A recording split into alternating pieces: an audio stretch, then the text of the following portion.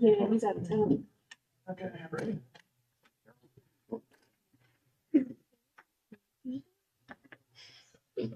Do you bring it? Now call to order the City Council meeting of July 10, 2023. Time is 7 p.m. Opening prayer. All right. Please rise. Holy One, known by many names and beyond all names, Spirit of life, Spirit of love, Spirit of community. We ask your blessing on the people here in this room and those in our community not here tonight. Bless us as we do the work of our neighbors and guide us as always. Amen. I pledge allegiance to the flag of the United States of America and to the republic which stands one nation under God, indivisible, with liberty and justice for all. Ben, would you please call the roll? Member Shroya. Here. Member Warren. Here. Member McLeister. Here. Member Wyrick. Here. Member Matheny. Here. Members Revolt and or are absent, 5 present. Motion to excuse members Revolt and or. So moved. All in favor? We need a second. Second. All in favor? Aye. Aye. Opposed? Motion carries. I have a motion and a second to approve as presented the 2023 Q2 Finance Report and codification updates to chapters 148, 921, 923, 925, 929, and 1501. So moved. All in favor? Aye. Opposed? Motion carries. Okay, at this time, we'll have a special presentation by Patrick, Director of Administration. Thank you. Thank you, Council, for this opportunity to talk to you about the project that was tasked to our public policy analyst, Ben Young, Assistant Virginia Greer, and our policy intern, Zach Butler. Zach is here in the front row this evening. So the purpose and subject matter of this is titled Land to Work, Exploring New Solutions for the Future of North Canton. And as we begin this, the purpose to this is trying to analyze where we're going to be 50 years from now and trying to get a handle on what the needs would be financially for the community in order to sustain the level of services that the city has provided historically. So there is a land use discrepancy. North Canton has an imbalance of commercial land to supported land. And supported land, we are defining essentially everything that's not commercial. Housing, residential housing, apartment housing, parks, institutions. This is land that is being supported by the commercial land. And the ratio of commercial land to this supported residential land is not in balance. As we will go through this, you'll see that we need to find a way to tweak this balance. This supported land does not generate enough revenue to support itself. It relies on the revenue from the commercial land to provide funding for core services, including police, fire, roads, and sewers, and everything else that we do. Currently, for every 1 acre of commercial land, there are 4 acres of supported land. When we compare against some peers, we've examined 7 peer communities that North Canton is frequently interested in emulating or comparing against. And North Canton had the 7th highest land use ratio of the 8 communities examined.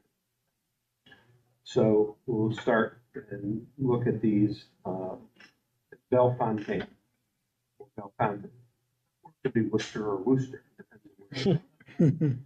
So I'm going to go with Bellefontaine. I like it. It sounds. But if you look at the commercial land to the supported land, it's almost equal. Total acreage of the city is 5,900 acres, so roughly, you can do the math, split that out almost 50-50. That enables them to do a lot of things when they have that much commercial land available that provides that kind of revenue that supports it on an almost equal ratio. You can see Worcester, Medina, Aurora, Fairlawn, Stowe, and we get down to North Canton in the blue there. So approximately 19.6% of the land in North Canton is commercial land, and 80.4% is supported land, residential, parks, institutions, and life.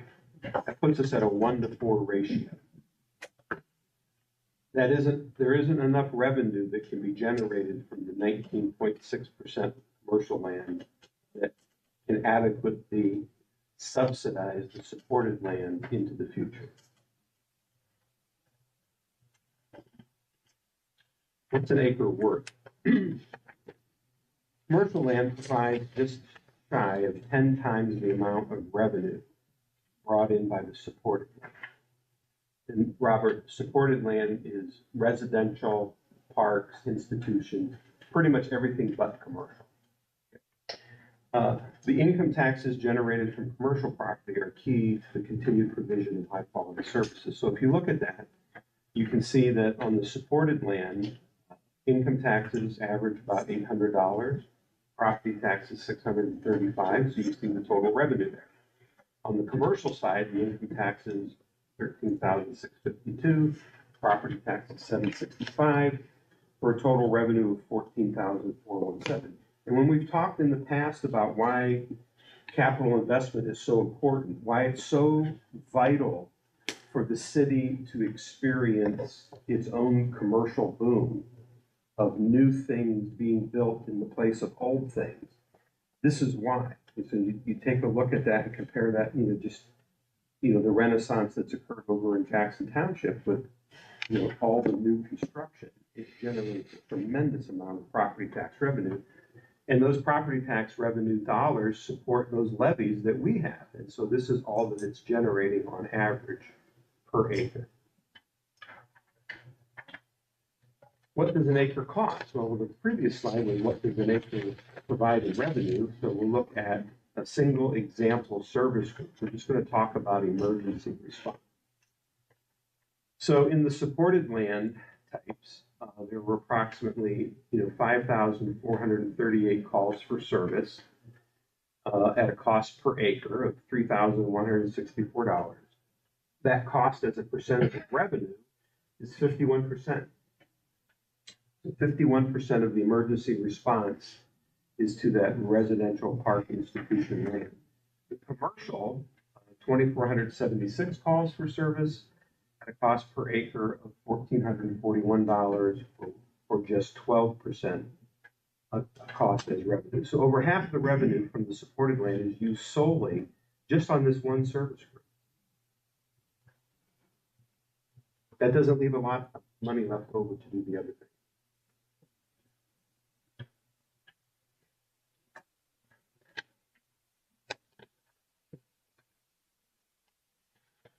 Next.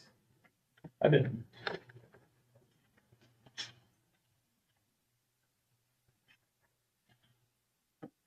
So if we look at that as in addition to the higher demand for services, supported land is more than twice as likely to have property code complaints. So roughly about 7% per acre for residential and 3.5% for commercial. Commercial land costs less to provide services to both in the aggregate and on a per acre basis. Let's interpret these numbers. The city provides 6 core service groups, all of which provide a disproportionate level of service to the supported land. I understand this is what cities do. This is what we're supposed to do. We're supposed to provide these services, but we have to be able to pay for these services.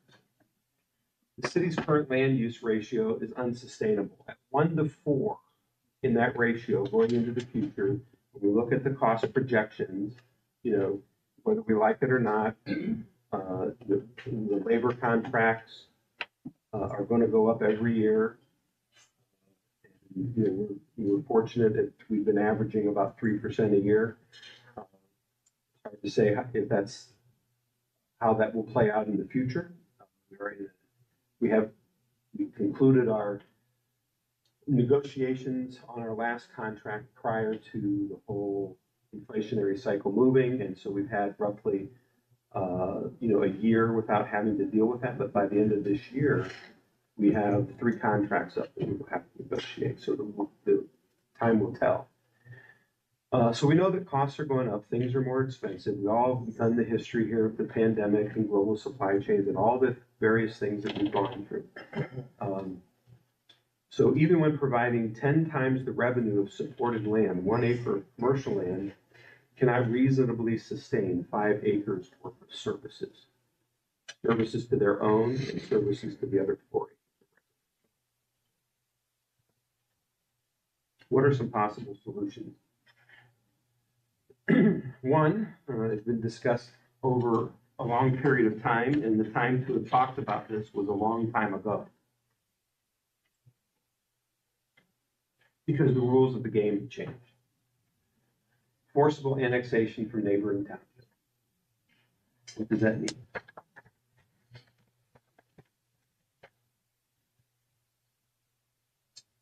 Well, we'll get into what it means, I think, then in one of the next slides. But Yes, that's these are fine. just an overall macro view of what are the possible solutions. 2, increase the density of land uses. 3, increase taxes and or fees. Eliminate or outsource city services. Rezone selected residential land are 5 of the possible solutions or combination thereof that we have at this point identified. Forcible annexation, not an effective method for increasing development in North Canton. So, just working through the mechanics of a forcible annexation means that you have to have understand that every party to an annexation has a vote. They have 1 vote, no matter how many parcels they own. I could own 10 parcels, surrounded a particular business that's not in the city, and have 10 parcels that are in the city surrounded or want to come in. Everybody gets 1 vote. That's it, no matter how many parcels they own. So if the 10 parcel person wants to come in, they have 1 vote. And the property adjacent to it has 1 vote. That annexation goes nowhere.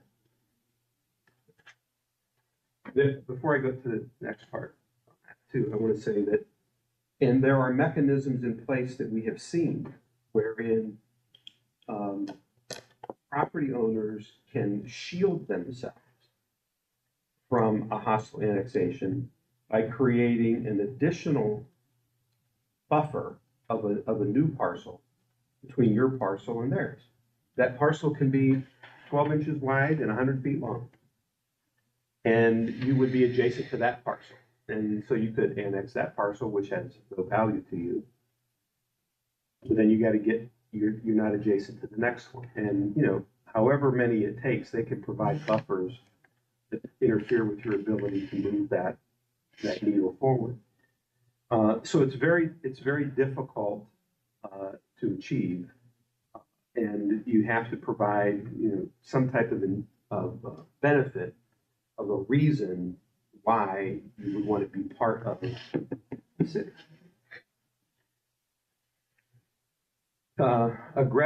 This method of annexation is aggressive. And the time to have done it would have been when the townships were weaker, when the cities had strongest representation in Columbus, and since then the laws have changed.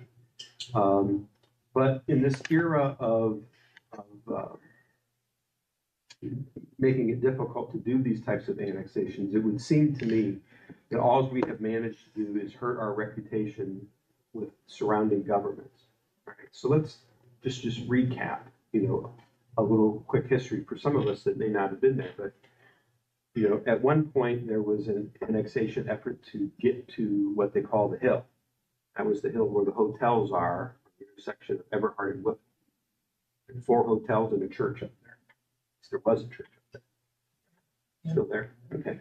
And there was an effort to annex that in. And as a result, that annexation attempt failed due to signature issues on the petitions. And what it served to do then is to alert Plain Township that they were kind of got caught off guard. So what did Plain Township do?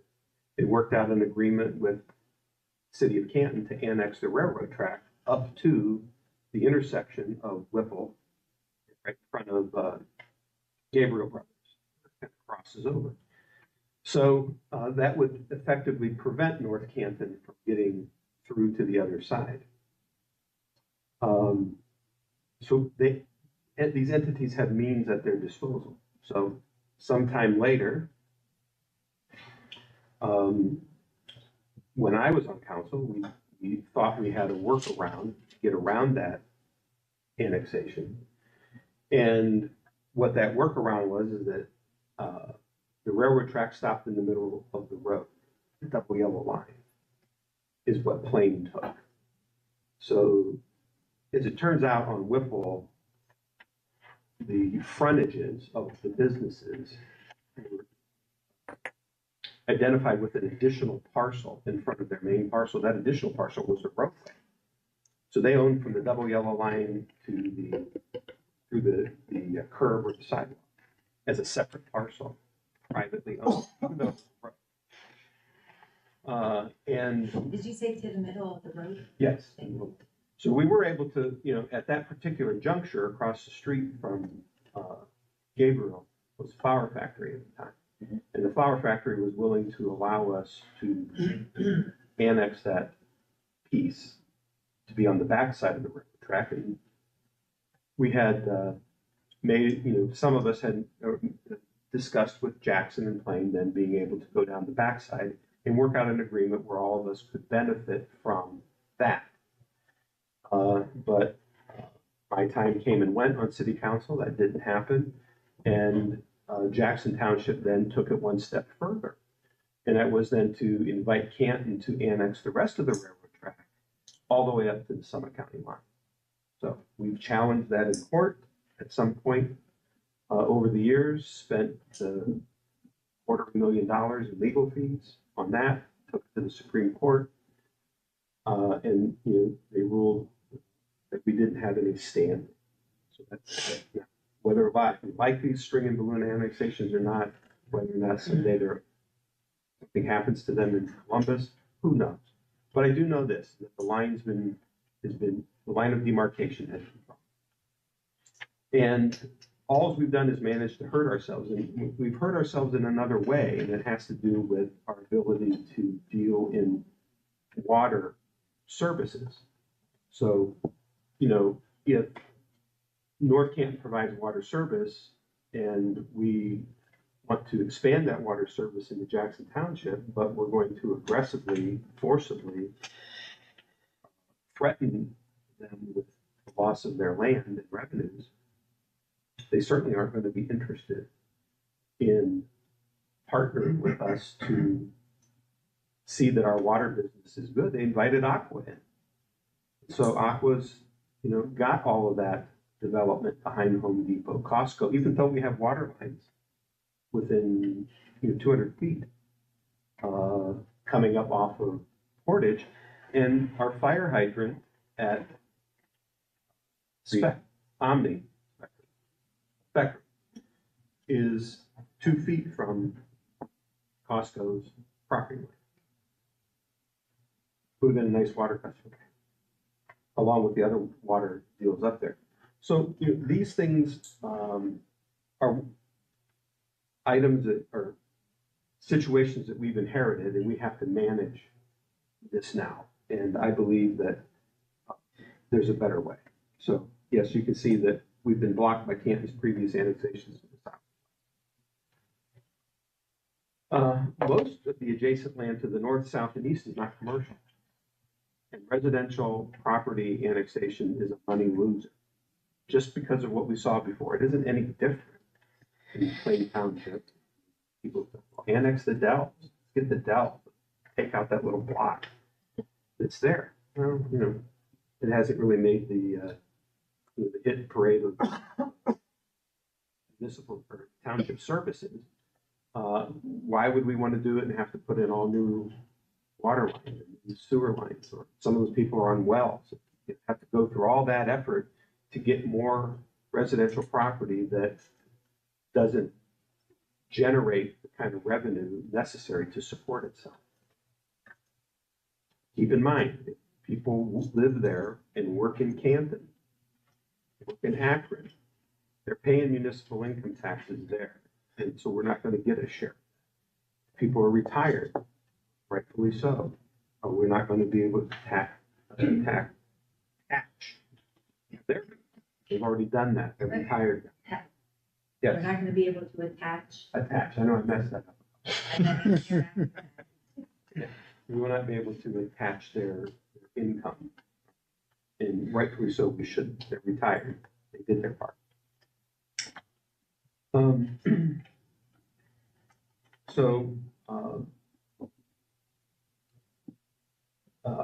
Only the most difficult type of annexation transfers property taxes to the city. So, you know, if we annex some land from the surrounding area, we will have to pay the property taxes to the township for 20 years. That's not taking the money from Alan Harold's office and then forwarding it over to township. That all stops. If their levies stop on that annexed land. So we have to reimburse them. We have to make them whole. That's one of the important changes that occurred in the legislature. So there's really not a lot of good things here in the enforceable side. If there were accessible commercial land ready to be annexed, the city would have done so already. And a long time ago, there was a lot of commercial land available in the townships. But we can talk about Belden Village. It should have just, you hear it all the time, they should have just annexed Belden Village back in the day. Well, let's talk, just a minute about that before we move on to the next slide. I mean, I can't, really find a lot of fault with the city leaders perhaps on that, in that at that time, think of what the size of the city of North Canton was in the 1970s. Monticello here, was Other Knolls here, Sanctuary here, Chatham Creek. How much the city has grown since that time, but at that time, and we were an all-volunteer fire department. Our police department, however many there were officers we had back then, would have had, what would the service commitment have been to that area? Would have been, and the city leaders weren't comfortable with that at that time. Be that as it may. Solution 2, increase density. The small town charm, quote unquote, of North Canton is often cited as a positive attribute of the city. Increasing density could accomplish that goal. Density increasing measures are already underway. We recognize this. This is important to our future. So we've done new Main Street zoning. Tonight's agenda is eliminating the minimum parking requirements. And also on the agenda is expanding medium density housing. But density changes happen very slowly. Redevelopment of lots, property lots, parcels can take years to achieve, depending on the project size, and in many cases requires demolition of current structures. I'm sorry? If I can give an example. Yes, please. The Meyer project that we just undertook took 30 acres from 2 businesses to 8 businesses and won't be done until 4 years after that project started. So yes, we have achieved increasing the density of jobs and payroll and businesses, but it was not a snap of the fingers, here we go. You read my mind, that's where I was. Because we think alike, does that make me young? Solution 3, increase taxes or fees. To address the funding imbalance, the city could increase taxes and or fees in order to make supported land pay a fair share or get more revenue from commercial property. Options include raising the income tax rate, revoking income tax credits, imposing additional property taxes, increasing fees for various permits. These additional taxes and fees will hit residents and local businesses the hardest. I mean, all of these things have consequences. High taxes and fees may discourage investment in the community and create a barrier to the type of redevelopment the city is seeking.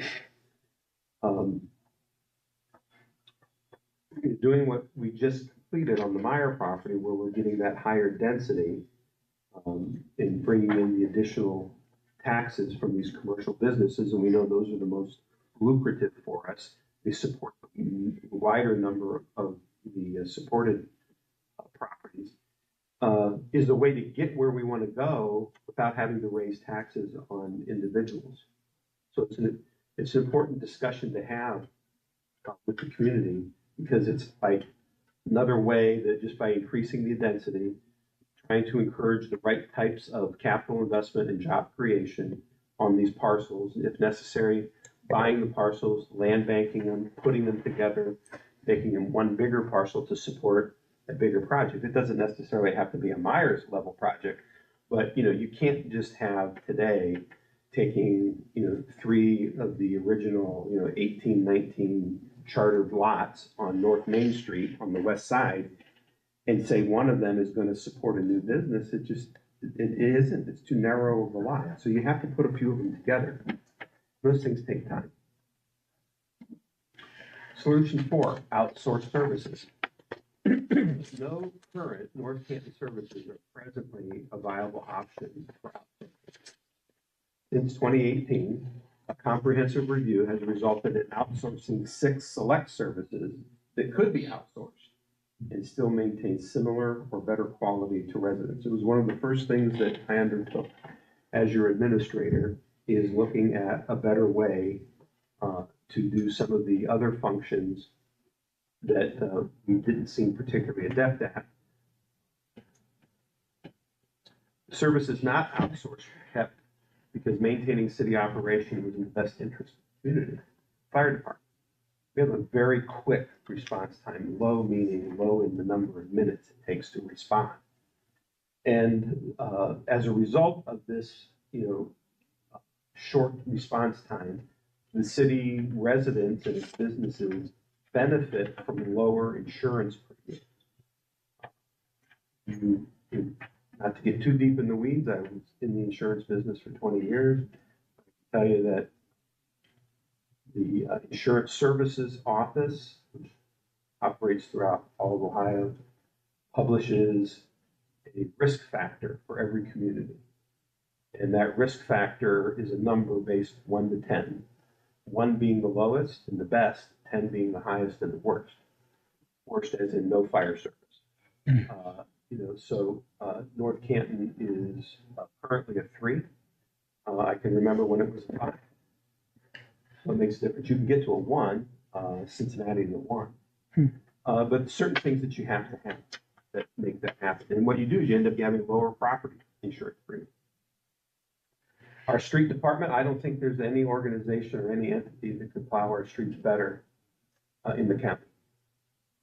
So those were not outsourced. Timely and effective city services are an important part of the identity of North Canton, and cutting them not only infringes on the site, but also makes service attainment more inconvenient for residents. Rezoning selective land. The city of North Canton could pursue strategic rezoning of parcels from residential to mixed use to increase the amount of commercial land. That's one thing. Rezoning would increase commercial and mixed use land to expand business while also preserving housing residential units. Rezoning residential property will likely significantly increase property value for the current landowners. This would be in business districts or along the business corridor. Rezoning affects what is built in the future, not what exists now. It takes a lot of years before things start to turn, if they turn at all. A mixed-use rezoning initiative will not force current homeowners to sell their lots as commercial in the future, but just simply would give them the option to do so. It's still no guarantee that it would occur. It's always up to the property owner.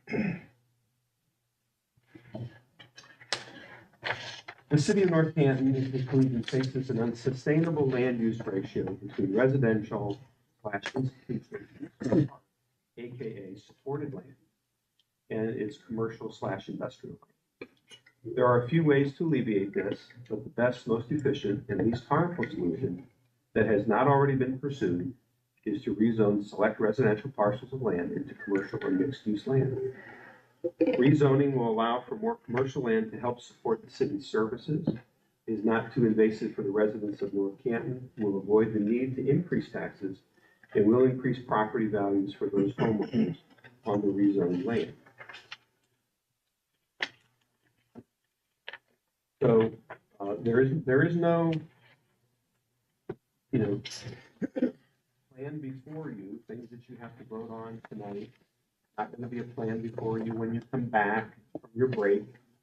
This is just trying to give you our assessment administratively of what we feel the challenges are going to be for the council, in the years ahead, the decade ahead, on how are they going to be able to obtain sufficient city revenues to support all of the necessary functions that we want, without having to cut services or restrict services or create an undue tax burden on any one group of individuals or businesses.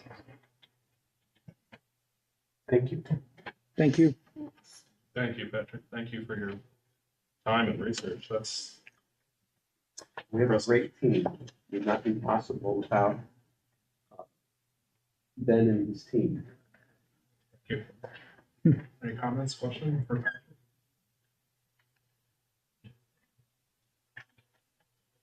All right. Let's move on to public speaks. Tonight's going to be legislation items only. At this time, members of the public wishing to address City Council may do so. Each speaker will be given 5 minutes. Comments shall be limited to items appearing on tonight's agenda only. The rules for speaking will appear on both screens.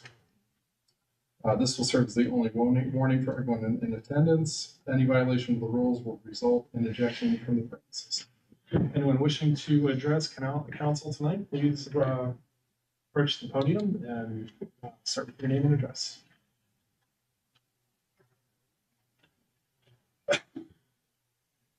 Chuck Osborne, 307 Fairview Street, Southeast, North Canton, Ohio.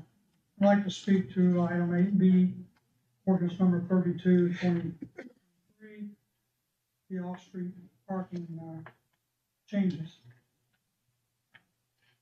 Throughout all the discussion I've heard on this issue 2 weeks ago and maybe even earlier meetings,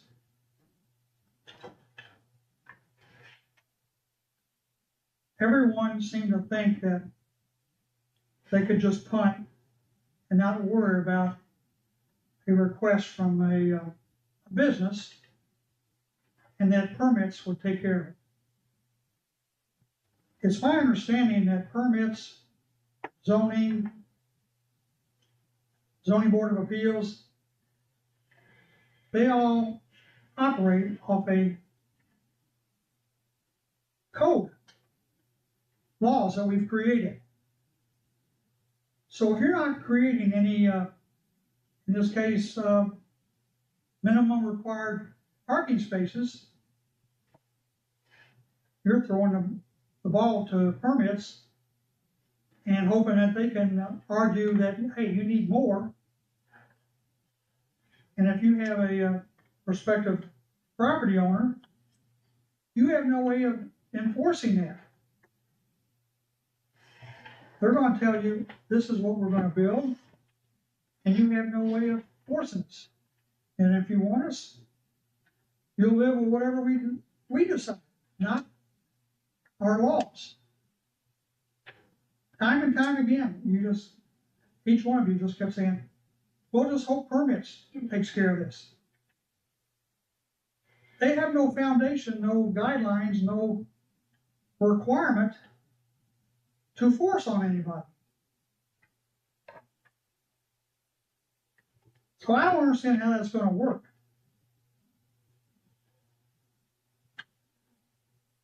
How are you gonna stop somebody who is bound to determine that they're gonna put in what they think is adequate for them? What other avenue have you got to say, no, we're not gonna issue a permit? They can come back and sue you in court and tell the courts. There is no requirement.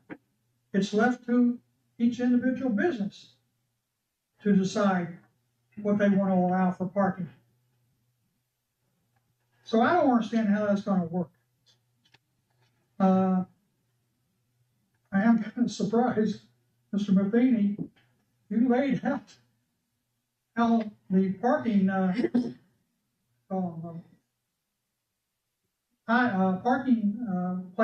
spaces will not handle your truck, period. You went on to say that the requirement for 12-foot aisles up to a maximum of 16. What if somebody wanted to have more than the maximum? You've written a law here that says you can't put in more than a 16-foot aisle. This doesn't make sense. Mr. Matheny pointed out that his truck is what, 21 feet long? Is that what you told me? Told this body. So if you park in a 9 by 18-foot parking space, you're going to be sticking 3 feet out into this 12-foot aisle, which immediately cuts it down to 9 feet aisle. And if somebody's parked opposite you, you're down to a 6-foot aisle. How's that going to work? Anybody ever gone shopping and on a busy day and you could barely squeeze out of your car? I haven't taken the time to measure the parking stalls over the Strip or Belgium Village, but there's been occasions where I can get the door open about this much and I'm trying to get out. And yet you're telling them that we're going to let you get by with these little parking places with a 12-foot aisle.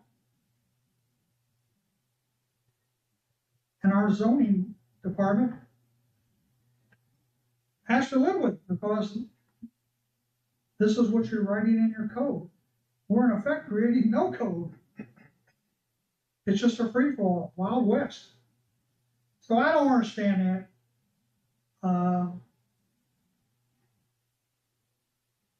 I'm from Kentucky, where my mother was born. Time's up, Chuck. Oh, is it? I wasn't even watching the time. Anyone else wanting to address council?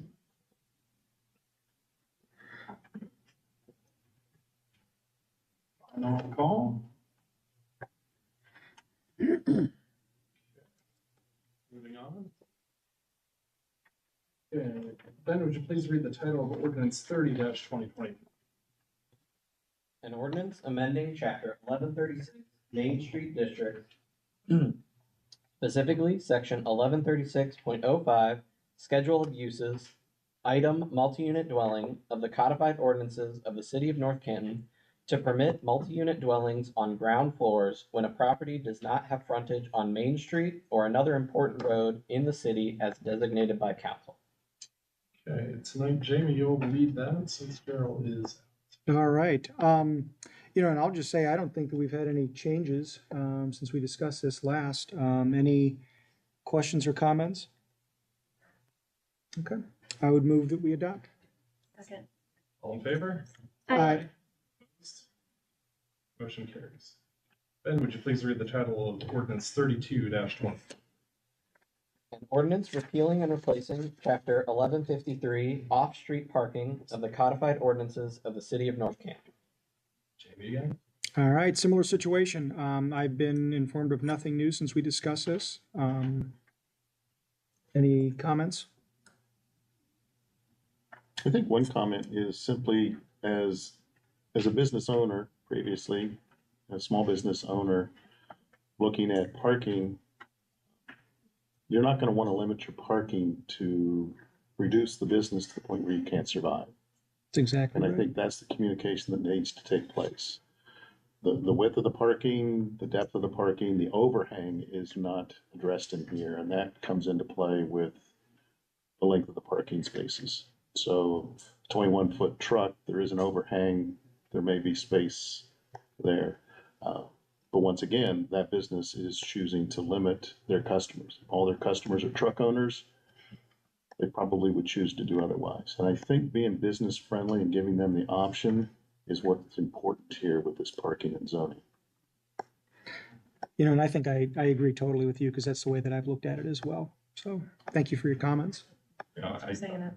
I agree. I don't think they're gonna have parking to the detriment of their establishment. Any other thoughts? All right, with that I move that we pass a second reading of ordinance 38, 2023. 32. Oh, excuse me, 32, 2023. Second. All in favor? Aye. Opposed? I already Motion crossed it out. carries. Ben, would you please read the title of ordinance 38-2023?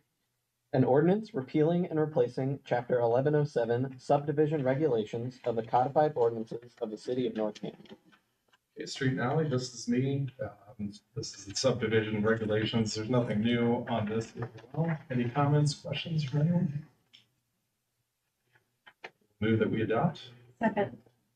Favor? Aye. Opposed? Ben, would you please read the title of ordinance 56-2023? An ordinance repealing and replacing Chapter 907 street excavations of the codified ordinances of the city of North Canton. Okay, this is me again. This is street excavations, and again, nothing new here. We discussed this in pretty lengthy detail last time. Comments, questions? Okay, move that we adopt. Second. All in favor? Aye. Opposed? Motion carries. And Ben, would you please read the title of ordinance 60-2023? An ordinance repealing and replacing city ordinance number 01-2018. Start of quotes, an ordinance repealing and replacing ordinances 105-78, 3581-75, and 3544-75, prohibiting at all times right turns on red at certain intersections regulated by traffic control signals, and prohibiting right turns on red between the hours of 8 a.m. and 4 p.m. Monday through Friday at certain intersections regulated by traffic control signals, and declaring the same to be an emergency, end quotes, in order to improve the city's traffic pattern. Excuse me, thank you. Okay, this is me again, and this is the right turn legislation.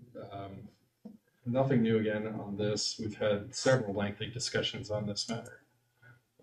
Any other comments, questions, anything new? Did make the two adjustments for Everhard and 7th Street. Say again, Dave. We did make the adjustments to the legislation for 7th Street and Everhard. Yes. Any other comments? Move that we adopt. Second. All in favor? Aye. Opposed? Motion carries. Okay. Moving on, can I have a motion and a second to enter into executive session for the purpose of discussing the appointment, employment, or compensation of a public employee official as permitted by the ORC 121.22G1. So moved. For second. Oh, yeah, so moved. Second, sorry. Okay. All in favor? Aye. Roll call vote. Roll call. Oh, okay. Member Matheny. Yes. Member Wyrick. Yes. Member McLeiston. Yes. Member Waring. Yes. Member Shroyd. Yes. 5 in favor, 0 opposed. Okay, let the record reflect that the mayor, clerk of council, deputy director of finance, and the city's legal counsel are invited to join. That's it. And Gene. And Gina.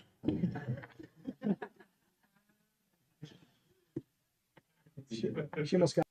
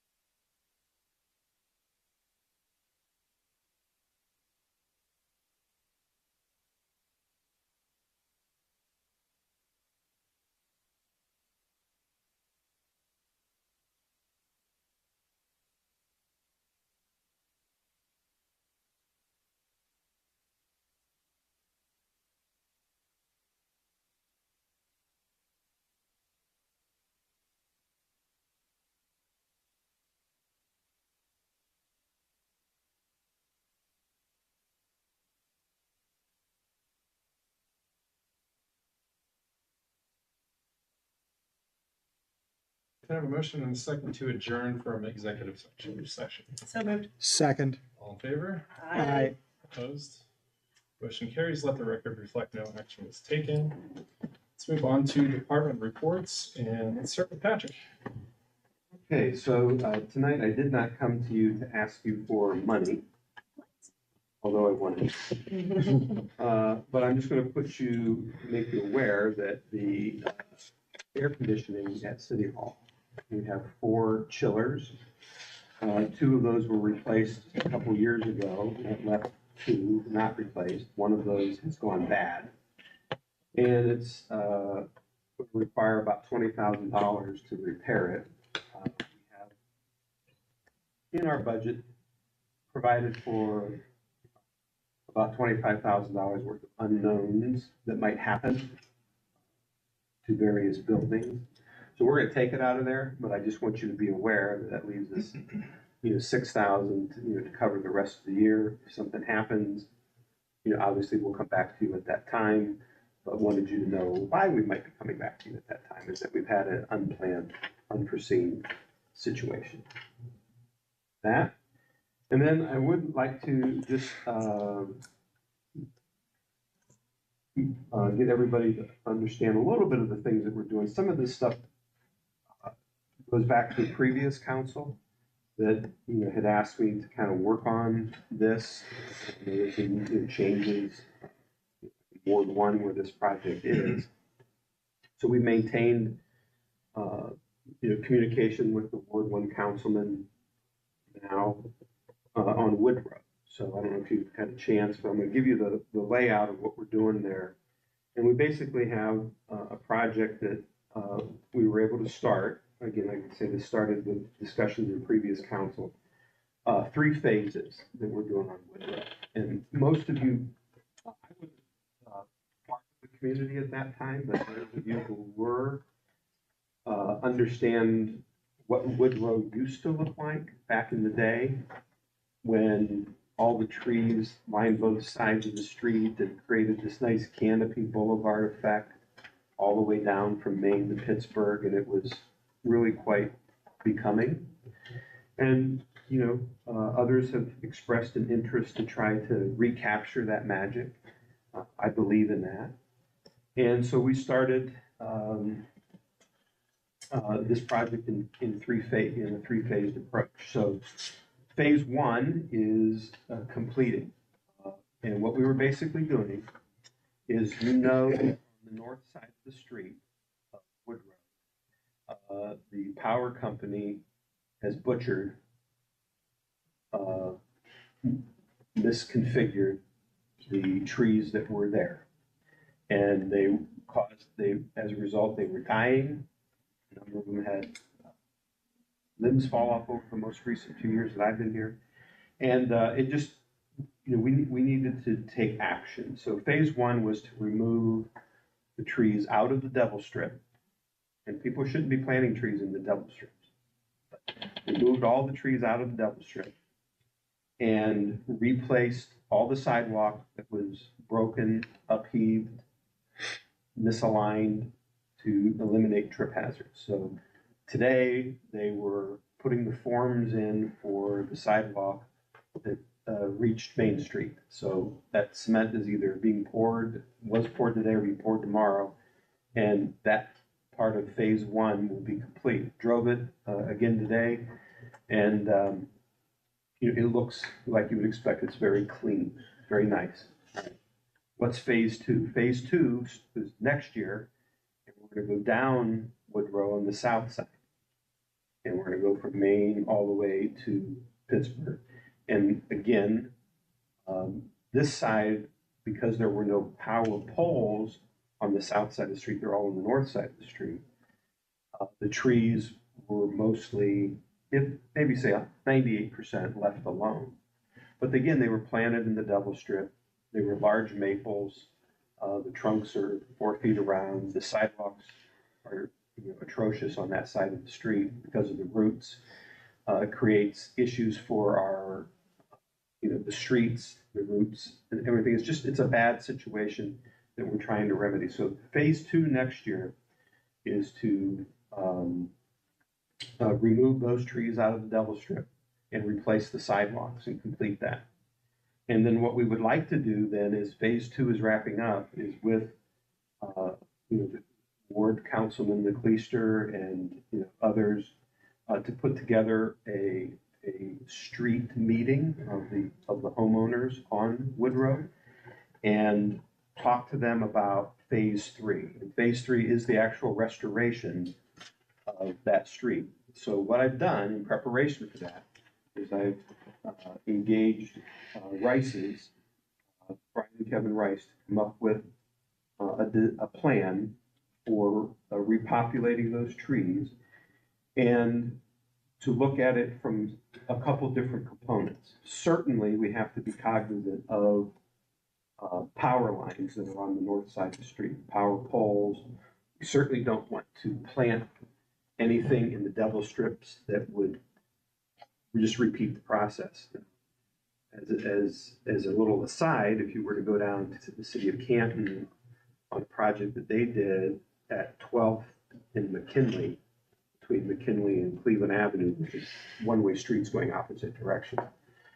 They did a project there, and they did a street beautification and new sidewalks. I think even some islands in the middle.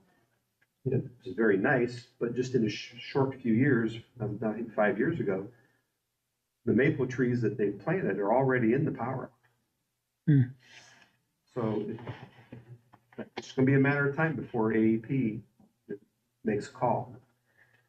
So we want to avoid that kind of situation. So we would like to look at, what are the possibilities of, the types of trees that could certainly be weather in Northeast Ohio.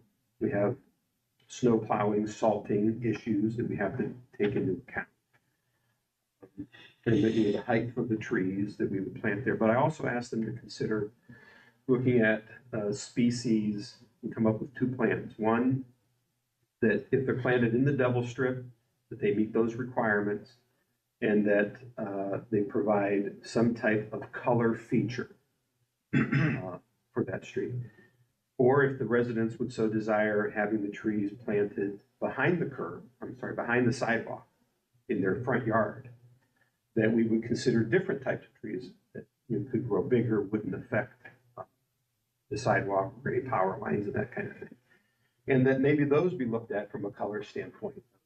You're just thinking, envisioning, if you were to drive that street and see those, whatever trees they are that are all orange in the fall, something, and imagine how that would look going down, or if it's a spring color thing, or if it's a combination, but to allow them to use their imagination to come up with proposals, ideas, concepts, renderings, that we could then take to the neighbor, to the property owners, and start giving them something to think about in advance of, hey, we're going to do this, and these trees would be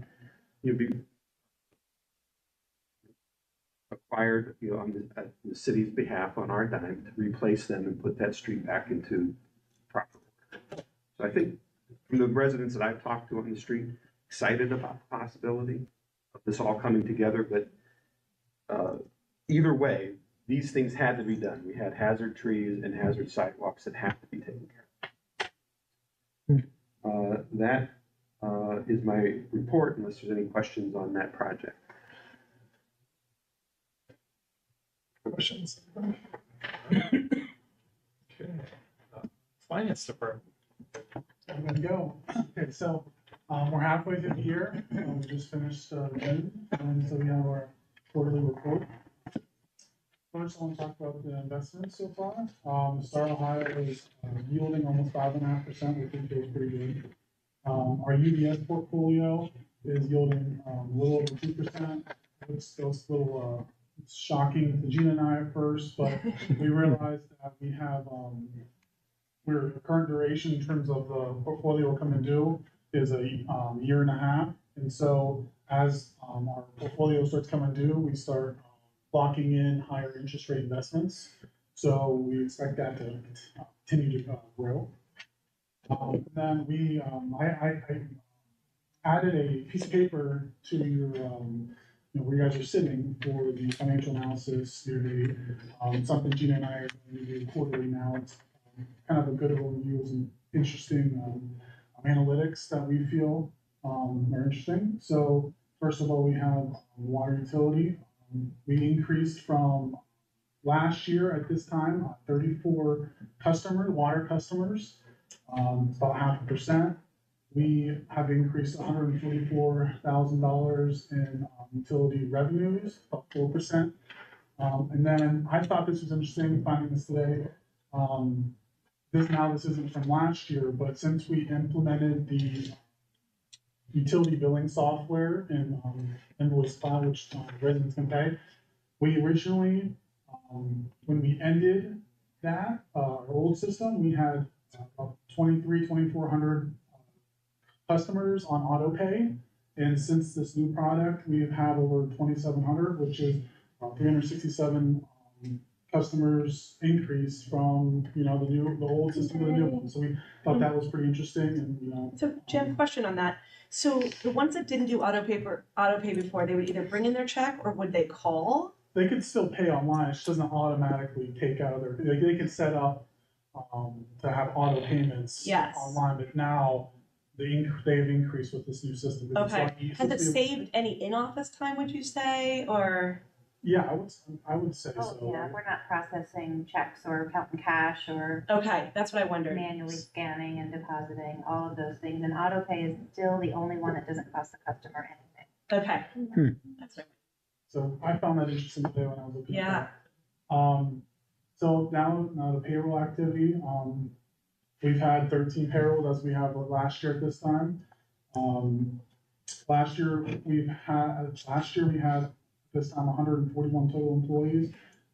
This year we have 148, so it's a 7 unit increase. So we also have an increase of total payroll paid year to date of $552,000, which is about a 15% increase. But we did add 7 new employees, and then also raises last year. So that's not too alarming for us. And then you can see the charts below. We have fiscal year 2022 and 2023 types of wages paid, and it's pretty consistent. And that is showing the regular, the overtime, vacation, sick, personal, and other. It's pretty consistent with last year where we were at, just a 1% increase in overtime overall. So we like where we're at there. And then for the payables,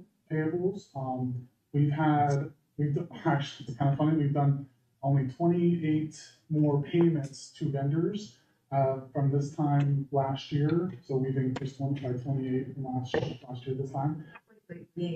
We increased by 28 payments, just checks, electronic. But the total amount of the paid vendors was 8.8 million increase, and we contribute that to the bonds that we paid, as well as a lot of the payroll increase. So that's all I have. Thank you. I like that sheet. Great job. Yeah. The mayor. Oh, go ahead. May I just add? Okay, I just wanted to inform council that our 2022 audit is complete. So I don't know if, I think Matt, you will receive a notification, and Mayor, you will also, Patrick, I think you do as well, and Ben. But I will share the audit report with you when it gets released by the state. So we had an independent auditor that then the state auditor will then peer review their report. So once that's released, I'll send that out to you. But again, they found no summary of unadjusted differences, no findings for recovery, no summary of unadjusted differences, no material misstatements, Nothing wrong. no findings for recovery, nothing wrong. Correct. And the finances were presented fairly in all material aspects. So that's, I know, audit language, but it's important that we meet those criteria. And so I wanted to share the good news with you. Our utility billing system, again, is, as Jim noted, I think the auto pay is not any different, but the communication and the technology to sign up and to actually implement it has been so much better with the new system that I think customers are more responsive, and it's making it easier for them as well. So there was a slight adjustment from just some questions that one phone call pretty much took care of with most customers. So since mid-May, we've received quite a few positive comments, and hopefully those will continue. And then the last piece I wanted to inform you, House Bill 33 was the state budget bill. And in the state budget bill were 2 pages of income tax regulations that also changed. So I'm not going to go through every one of them, and actually all but about 2 of them don't apply to us anyways. But we will still need to update our ordinances on chapter 721, I believe. And so once the attorneys at RITA compile those different, those changes that we need to implement, we'll send those out and run them through council as well. So probably when we get back from break. That's all I have. All right, thank you. Great job. There. Thank you. I apologize for my voice tonight, just getting over a cold from the weekend. I could probably sing bass for somebody tonight. But what I have to share with you is in no particular order, but I want to bring to your attention a few things. And again, Patrick, thank you for the presentation on the land to work, exploring new solutions for the future of North Canton, and the team that helped provide that data.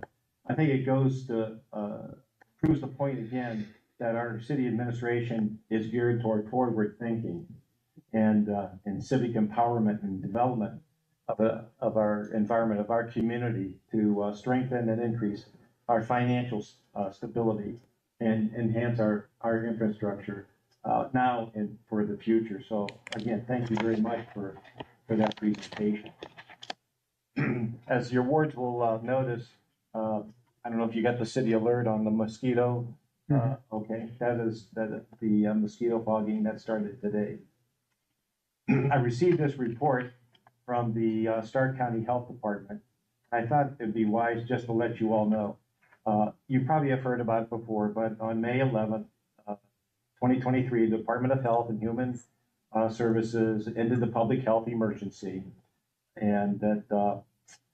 But there are some things still available since we fall under the Stark County Health Department for our city.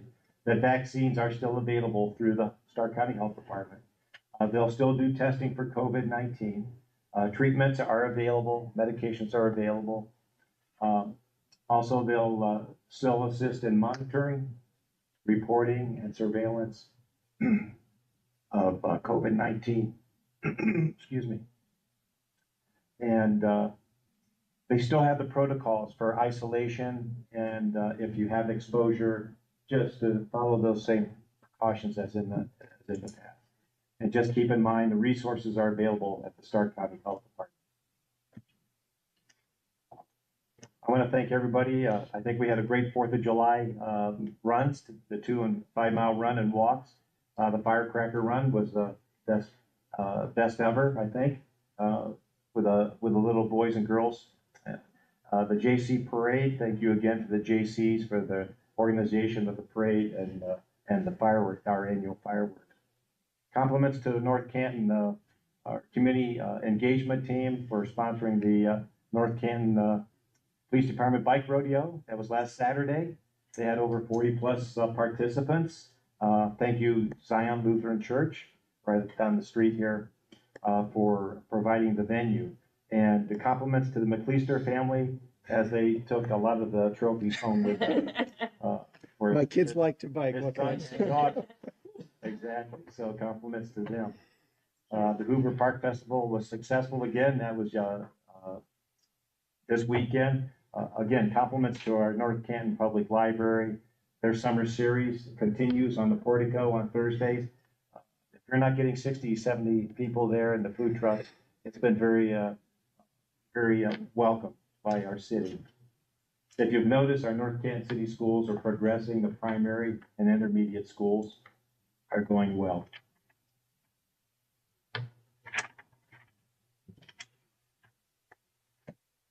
Just so you know, since we're not going to be in session, for anybody who's inquiring about the North Canton JC Safety Town, that's going to start August the 17th and go through the 20th.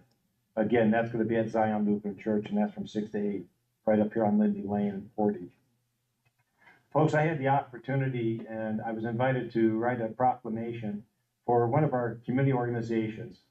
And that community organization is, I want to sell congratulations to the North Canton Garden Club on their 75th anniversary.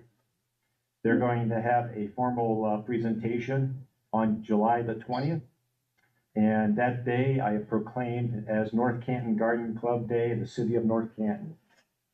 They chartered in September of 1948 with 62 members, gathered and forming an organization to encourage an interest in gardening, horticulture, artistic use of flowers, plants, and conservation of natural resources, to educate our community in these subjects and to assist in the beautification of public areas of the city of North Canton.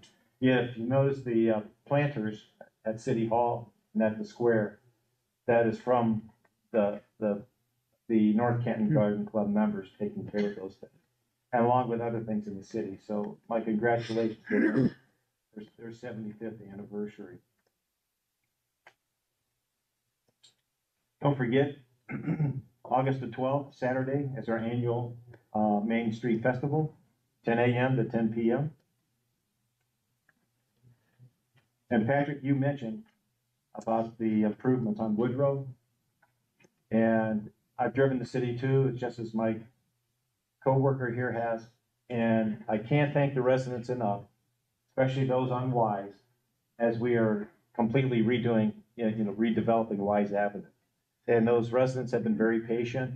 I know it'll look great when it's all done with the redevelopment, but with all the curbs and gutters that we're putting in and around the city, I can't thank the residents enough for their patience, as the outcome will be something that'll be safe and enjoyable by everyone.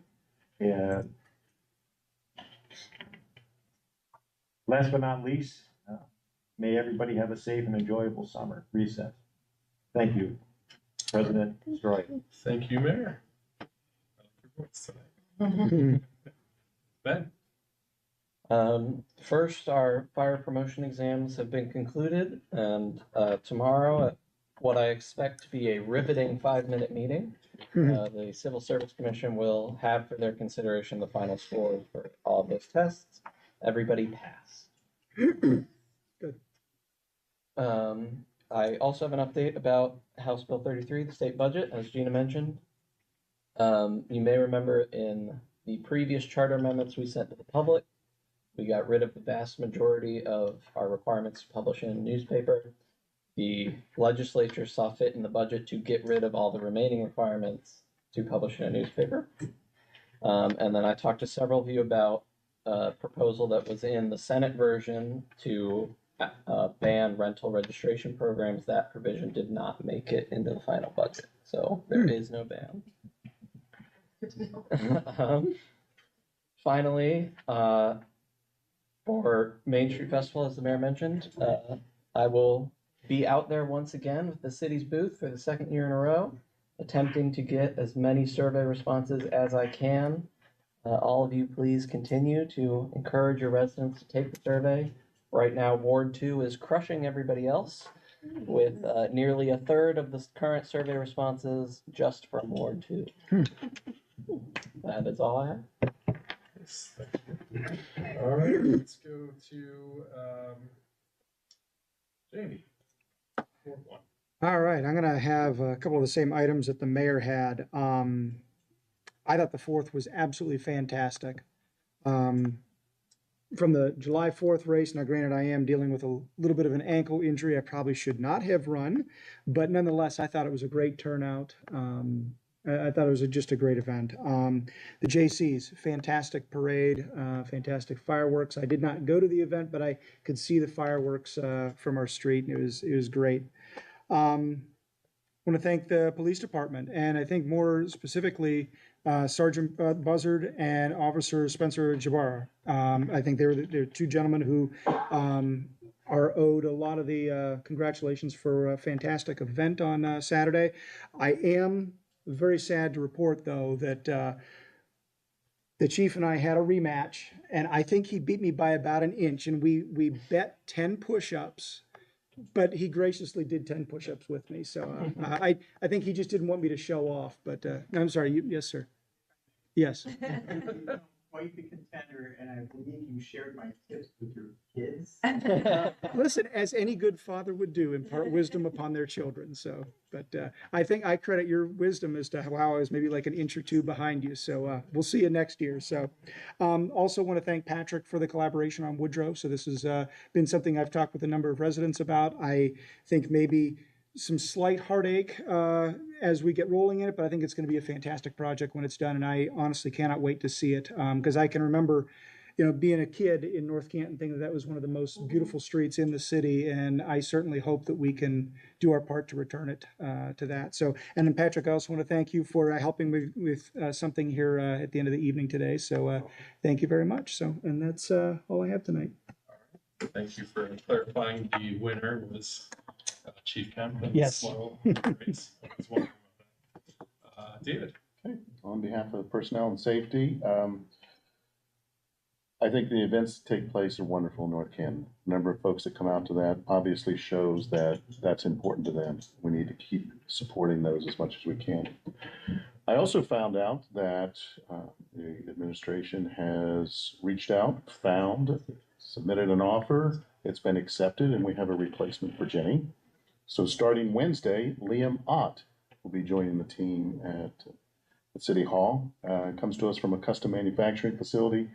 He got his Bachelor of Business Administration, and he is also an MBA candidate at Walsh University. Anything I miss, Mr. Young? No. Look forward to meeting him. He'll be starting on Wednesday this week. That's what I have, Mr. Stroyer. Thank you. Let's go with Stephanie.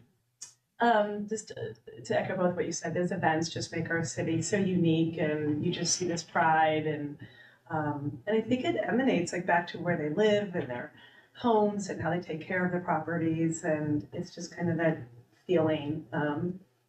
We do just love the city. I do have a question. So I'm sitting here and I've seen geese. I already emailed, texted. Did you see too? Jump in and I'm like, what are the dogs? So, because so many people just love this year, and so. Yep, I texted him before the meeting. Okay, thanks. And Jim, I have to say too, just to compliment, and Gina, thank you for mentoring and allowing Jim to come and bring him, because I think you learned so much being in a meeting, and Jim, your presentation skills are really stepping up. I think that's great, yeah. But that's what's so neat, is I can see that progression, and we always love graphics. I think all of us love colors and graphics, and especially when they're really good numbers, so thank you. Thank you. Christina. Same as everyone. I thought the 4th of July was lovely. I think our city's incredible because of these events that we have. And I mean, you all see it, right? We're driving from any direction, right? North or south on Main Street, and you hit North Canton and you know it, and it's beautiful, and I'm just really proud of it. Then as far as parks, a few updates. We have a new volleyball court at Price Park that's going to be used by the YMCA's new adult volleyball league. So that's cool. Exciting. And then we have 2 upcoming pickleball tournaments scheduled at Arrowhead. August 5th, Pavs is sponsoring one. I saw that Pavs posted they were doing one in green, and Catherine was like, sorry. But Pavs had posted something on social media that they were hosting one in green, and Catherine immediately was like, why not North Canton? So apparently she's made that happen. Nice. So, and then on August 12th, the YMCA will also have a pickleball tournament. So details will be coming for those soon. Great.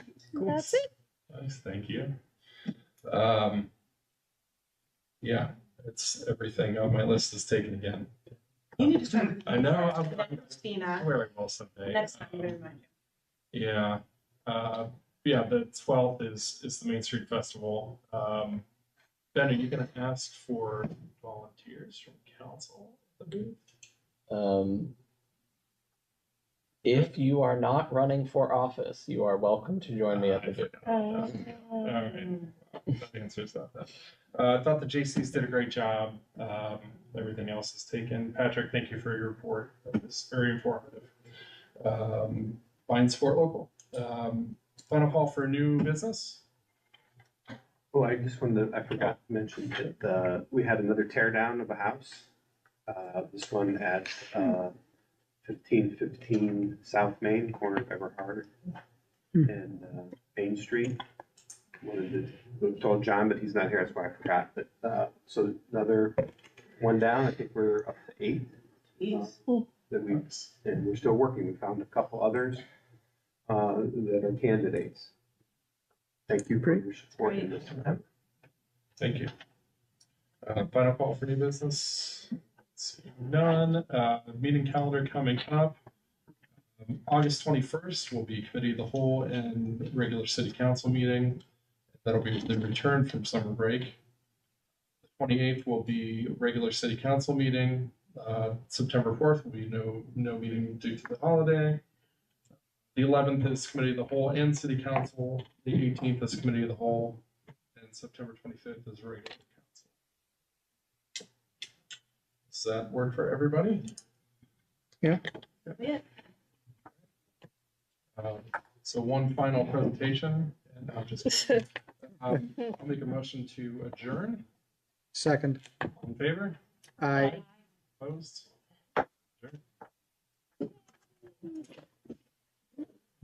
Patrick, I have a question.